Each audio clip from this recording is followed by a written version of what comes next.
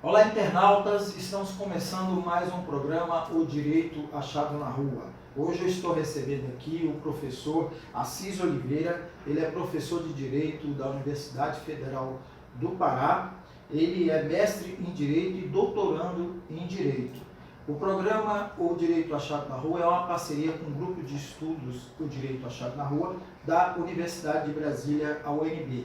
Ele é transmitido aqui pela TV Muvuca e também em podcast pela Rádio Sapicoá de Cuiabá, que transmite para todo o Brasil o nosso programa por meio de rádio, uma rádio web.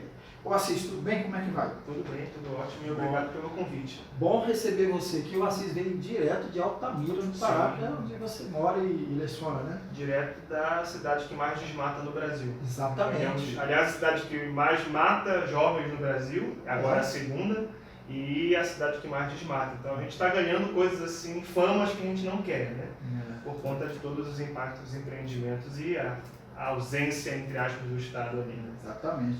Então, o tema, nós vamos gravar 3 programas com o professor Assis. No primeiro programa nós vamos tratar de redução da maioridade penal. Lembrando que, informando que o professor Assis ele é um especialista também em direito da criança e direito indígena. E o tema redução da maioridade penal, que está aí um tema que está na ordem do dia, né, professor Assis? E significa, dentro do que se pretende com essa redução, mais um capítulo aí no retrocesso civilizatório que a gente está vivendo em nosso país. Então, eu queria que o senhor analisasse para a gente toda essa movimentação para essa redução. O que significa isso, né? Por que se coloca tanto a culpa de várias mazelas do crime, por exemplo, nas crianças? Sim. Bem, é importante a gente entender que o que você está dizendo de redução da maioridade penal é que você possa reduzir o que se chama de punição penal para pessoas que estejam abaixo de 18 anos. Hoje no Brasil, somente acima de 18 anos é que você pode ter a punição penal, que é a punição dos adultos, por assim dizer. Então, foi formada uma frente parlamentar mista, mais uma frente parlamentar, não é a primeira, não será a última, em junho desse ano, por parlamentares, sobretudo da bancada da bala, que é a bancada que sempre patrocinou essa discussão, dentro da perspectiva de apoiar a redução da idade penal.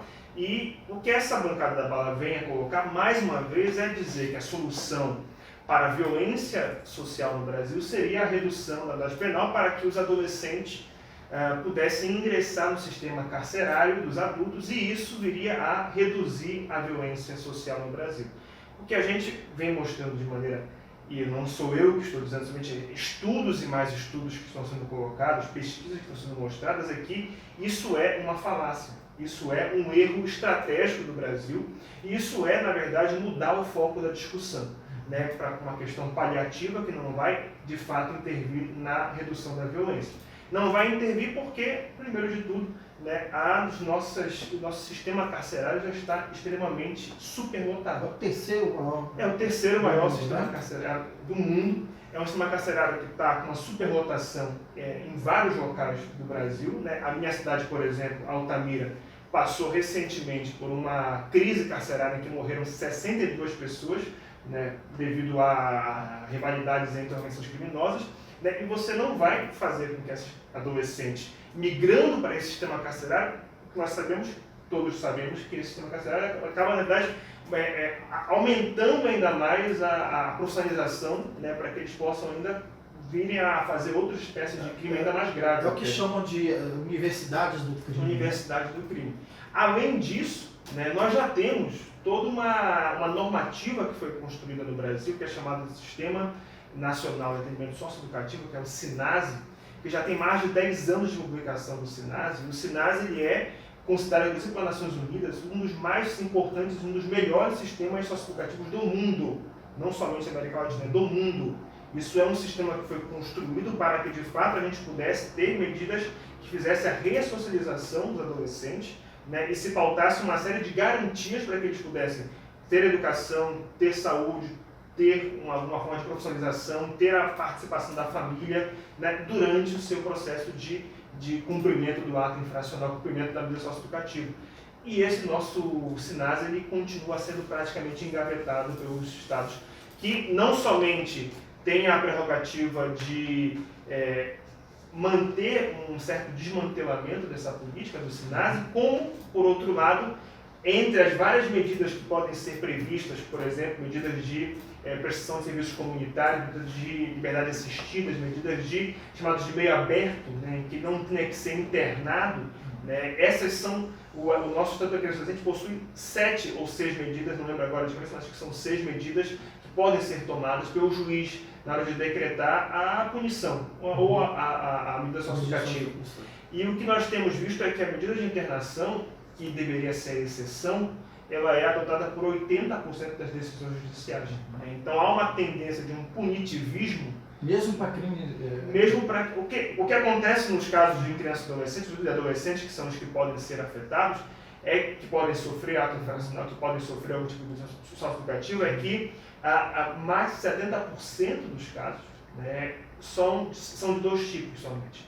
Ou é roubo, ou é tráfico de drogas.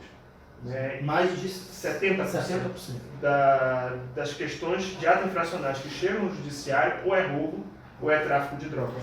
Né? E, evidentemente, a maior parte desses casos não é caso de crimes contra a vida, que são os crimes mais graves. Né? São crimes contra a propriedade e crimes ligados ao tráfico de drogas, que desde a política de guerra de drogas que a gente implementou no Brasil em 2008, né, acabou acirrando o encarceramento devido a essa intensificação do punitivismo no controle das drogas. Então, são casos que poderiam ser resolvidos por medidas de meio aberto, mas que vêm cada vez mais sendo vistos como somente a solução à internação. Né? E, evidentemente, sem nenhum preparo desses locais onde estão sendo internados. Que acabam também tornando, como dizem na linguagem popular, são o ensino médio da criminalização. São o ensino médio da criminalização e, sobretudo, porque o Estado não realiza, de fato, aquilo que na normativa está previsto. Né? Aquilo que você devia garantir com que a ressocialização pudesse estabelecer condições adequadas de uma volta para a comunidade, para o meio aberto, para a sociedade, né? Isso acaba também prejudicando, mas veja bem, até nisso o nosso sistema socioeducativo é melhor do que o sistema carcerário. Porque o sistema carcerário brasileiro tem 70% de reincidência. Ou seja, de cada 10 pessoas que saem do sistema carcerário, 7 voltam a reincidir. E no sistema socioeducativo são 30%. De cada 10 pessoas, 3 voltam a reincidir. Então é o contrário. Mesmo sendo um sistema que não é aquilo que deveria ser o socioeducativo, é imperfeito, ele ainda é melhor do que o sistema carcerário. E a gente tem que pensar bem também na discussão das oportunidades que a gente está negando para esses adolescentes. Nós temos um índice de desemprego que hoje no Brasil beira 12%, mas esse é o índice geral. O índice para adolescente é de 27%. E se você pega tanto a questão do desemprego quanto a questão do subemprego, que são os empregos precários, vai para 47%. Então você tem quase 50% dos adolescentes no Brasil que ou estão desempregados, e jovens também, ou estão desempregados, ou estão numa categoria de subemprego, que não tem carteira assinada, que não tem nenhuma garantia de direitos trabalhistas, né, para conseguir de fato ter a sua, enfim, uma qualidade do seu trabalho. E isso faz parte da negligência do Estado. Né? Então, um Estado que pensa e que só vem agora nossa frente parlamentar, mais uma vez, só vem dizendo isso. A única política que o Estado vai atender, ou que o governo federal e que o parlamento pensem em atender para os jovens e para os adolescentes, é uma política carcerária. Né? E toda a discussão de prevenção, de políticas sociais, de políticas públicas que garantam educação, trabalho, isso não está na ordem do dia, não há interesse de se trabalhar essas discussões, né, para que se possa de fato construir uma intervenção sobre as causas do problema, e não sobre os efeitos desse problema, acirrando ainda mais a situação que já está bem crítica. Além dessa total, né, praticamente total omissão do Estado em relação aos direitos da criança e do adolescente, a gente percebe, principalmente nas periferias, isso aí com os dados do genocídio da população negra, que o Estado, na figura da polícia, ele resolve matando. Sim. Né? Não resolve só prendendo. Né? O Estado, na figura da polícia, que é importante que a gente diga isso, porque o professor se personaliza muito a figura do policial como um indivíduo comum. Né? Ele é um indivíduo comum quando ele não está com a farda dele, quando ele não está Mas ele, quando está com a farda ou então está com a arma de um policial civil, né, ele é a figura do Estado, né, ele representa o Estado ali, né? Então, o Estado na figura da repressão, que não é só os policiais, mas todo o aparelho repressor, inclusive dentro dos próprios sistemas, está matando, né? Está matando, ou seja, está aplicando na prática uma outra lei que não existe no Brasil, que é a pena de morte. Eu queria que o senhor analisasse isso. Sim, e aí isso é muito importante entender que tanto você tem uma polícia que está precarizada, né, e a gente sempre, quando discute segurança pública, a gente também defende a figura do policial, porque ele é um sujeito que muitas vezes, na maior parte, é negro também, né, e que está precarizado, pobre, que está numa situação também precária de condições laborais, né, sem aumento de salário, com uma série de riscos que sofre na sua profissão. Né, então é importante pensar em também como melhorar as condições de vida desses profissionais, que inclusive, devido a essa precariedade, acabam também ingressando na ilegalidade, seja porque realizam bicos, né, como seguranças, ou seja porque também se associam com o crime organizado. Devido também a essa fragilidade, ele comete as arbitrariedades. Sim, ele comete essa arbitrariedade. Agora, é importante também frisar que existe sim uma estigmatização das comunidades da periferia, e sobretudo da juventude dessa periferia, da juventude negra, sobretudo, né, em que você tem a decisão sobre qualquer questão passa pelo revólver do policial. Né, e acaba que isso não é somente uma questão do policial agir de uma maneira indevida, né, achando que aquele sujeito, qualquer pessoa nesse território, representa uma ameaça à segurança pública, representa, como a gente sabe, uma figura como sendo um bandido, qualquer pessoa, né, mas, por outro lado, a sociedade também legitima essa conduta.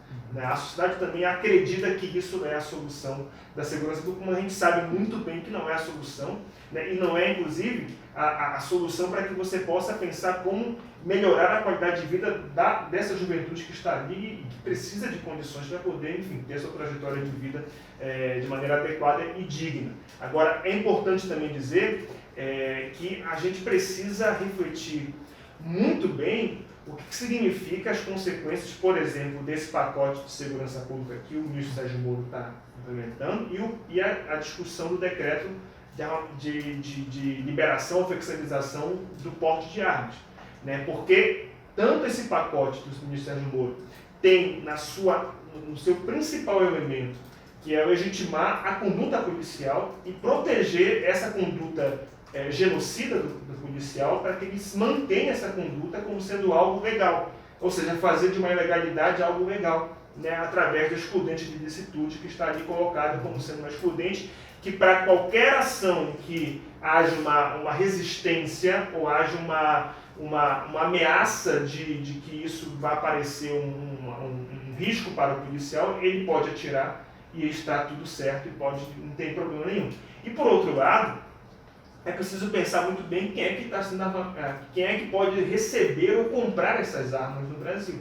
Quando o nosso presidente Bolsonaro diz que as crianças têm que aprender a atirar desde cedo, é um pouco contraditória essa fala dele, porque ele diz que as crianças têm que aprender a atirar desde cedo, mas por outro lado, bandido, criança, para ele não pode portar arma. Ou crianças de determinados grupos sociais não podem portar arma.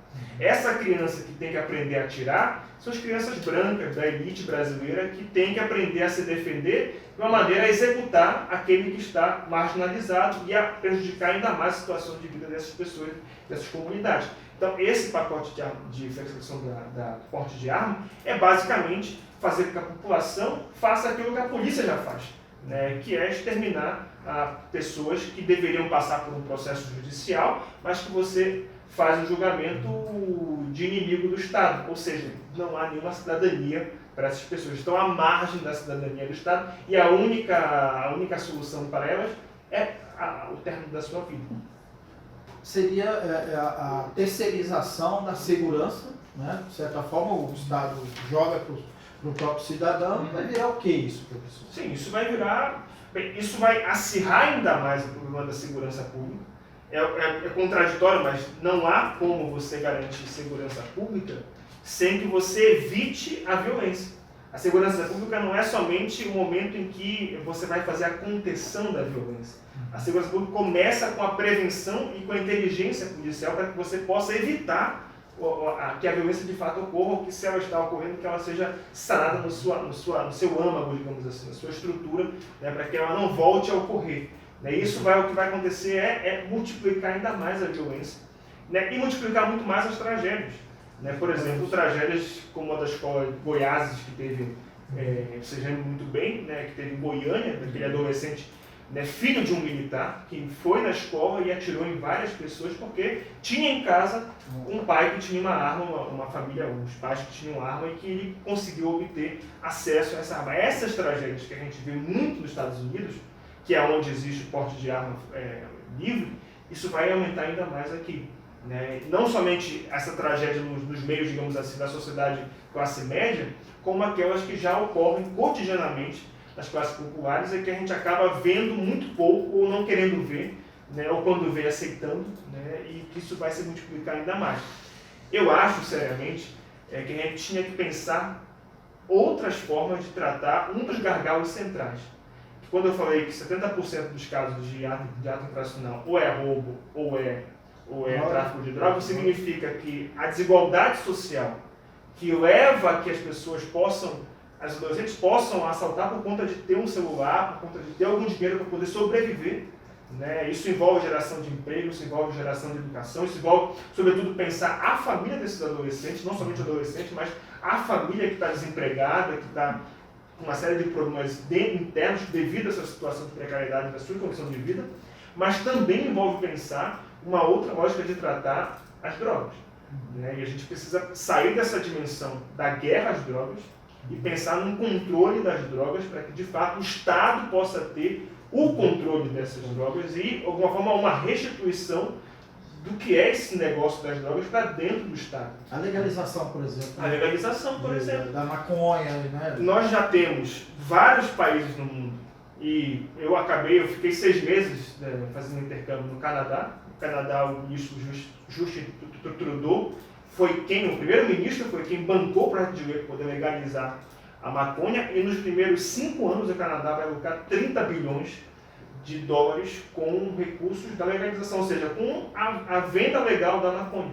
Né? E países como a Holanda, como o Uruguai, aqui do nosso lado, recentemente o presidente López Obrador do México já disse que vai acabar, que vai retirar a política de guerra às drogas que foi incorporada do México, que o México incorporou os Estados Unidos, e que depois o Brasil incorporou do México, né, para poder fazer tudo como se fosse a solução. Mais violência, né? A gente sabe gerou mais violência, a gente sabe muito bem. Não, o México e o Brasil são 2 dos países que mais têm encarceramento hoje no mundo e que tem mais morte de pessoas, assassinato de pessoas, né? E que, por outro lado, e contraditoriamente, é uma política que deveria acabar com as drogas ou reduzir as drogas. Na verdade, aumentou o poder político do crime organizado nos 2 países.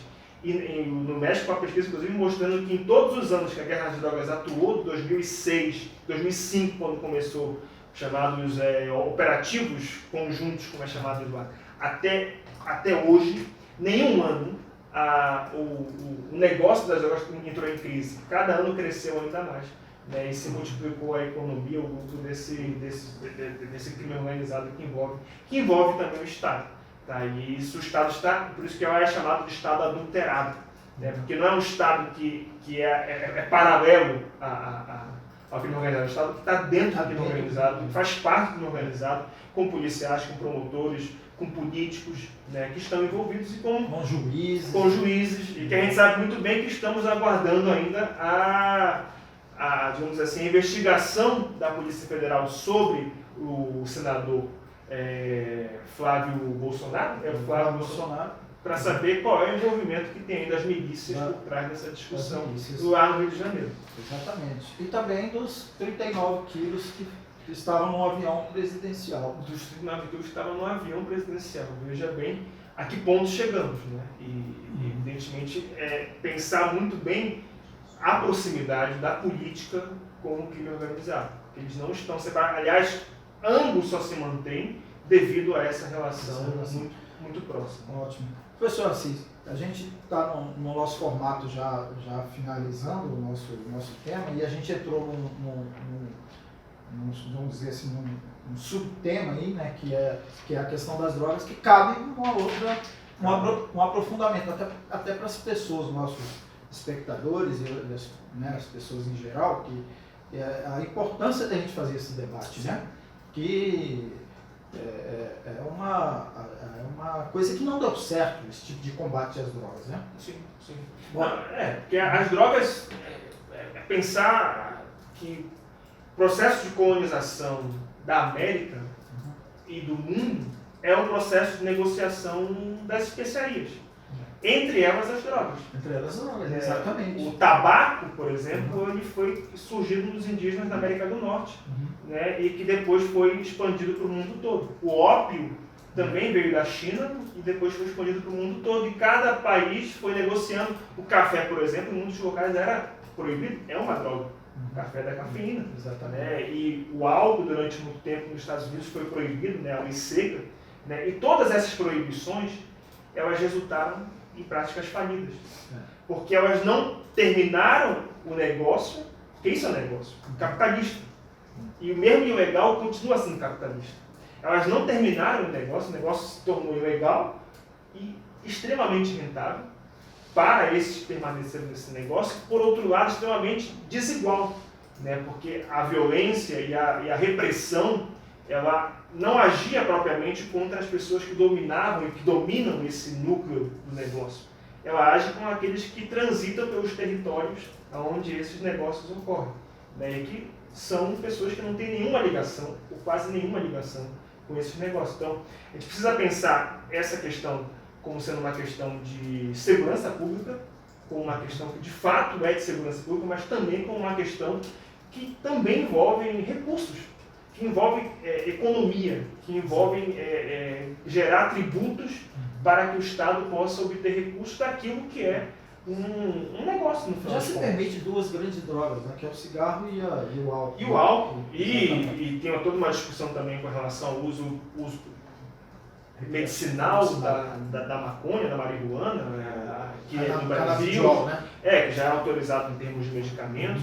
Né? Ou seja, nós precisamos, eu diria que a gente precisa experimentar, porque já não estou dizendo que isso vai acabar com o crime organizado, não vai acabar. Tá? Isso reduz. Tá? E isso traz um suporte para que o Estado possa atuar de outras formas, para além somente da repressão e da violência estatal, né? Que acaba interferindo numa série de situações da população. Então agradeço ao professor Assis Oliveira, essa primeira parte aqui do programa que estamos gravando, essa primeira gravação. E no próximo tema a gente vai abordar impactos dos grandes empreendimentos nos direitos da criança e do adolescente.